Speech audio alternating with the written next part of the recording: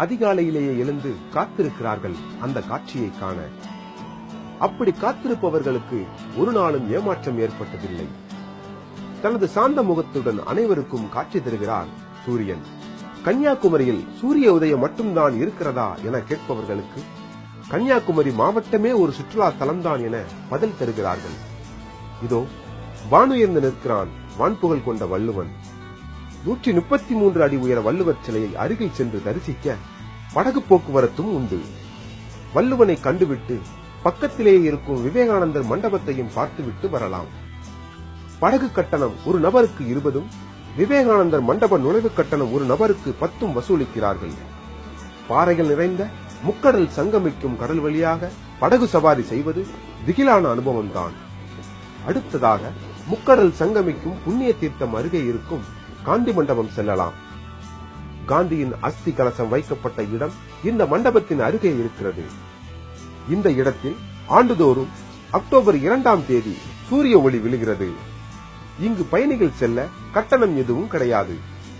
காந்தி புகழை ஒருமுறை அசை போட்டு விட்டால் மட்டும் போதுமா? காமராஜர் மணிமண்டபமும் அருகிலேயே இருக்கிறது. உள்ளே நுழைந்தவுடன் காமராஜர் செய்த அரும்பணிகள் நிச்சயம் உங்கள் மனக்கண்ணுக்குள் ஒருமுறை வந்து போகும். கன்னியாகுமரி மாவட்டம் முழுவதும் பார்ப்பதற்கு நிறைய இடங்கள் இருக்கின்றன. அதனால் ஆண்டுதோறும் லட்சக்கணக்கில் சுற்றுலா பயணிகள் இங்கு வருகிறார்கள். குமரி கடற்கரையில் கிடைக்கும் கடல்சார் பொருட்களில் மயங்காதவர் கொஞ்சமே. திருப்பரப்பு அருவியை குமரி குற்றாலம் என்று அழைக்கிறார்கள். கோடை காலத்திலும் சிறிதாவது தண்ணீர் கொட்டுவது இதன் சிறப்பம்சமாகும். இங்கு சிறுவர்கள் குளிக்க வசதியாக சிறிய நீச்சல் குளம் கட்டப்பட்டுள்ளது. இயற்கையான சூழ்நிலையில் இந்த அருவி அமைந்திருப்பதால் மக்களை வெகுவாக கவர்கிறது திருப்பரப்பு அருவி.